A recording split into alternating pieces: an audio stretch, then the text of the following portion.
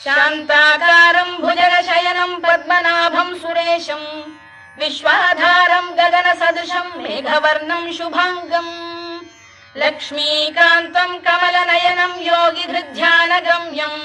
వందే విష్ణుం భవభయహరం సర్వలోకైకనాథం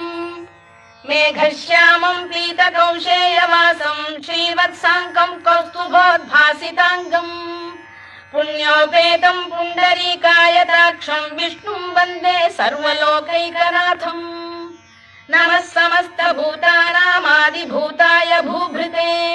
అనేక రూప రూపాయ విష్ణవే ప్రభ విష్ణవే సశంఖ చక్రం సకిరీట కుండలం సపీత వస్త్రం సరసీరుహేక్షణం సహార వక్షస్థల శోభి కౌస్తుభం నమామి విష్ణుం శిరసా చతుర్భుజం ఛాయాయాం పారిజాతస్య హేమ సింహాసనోపరి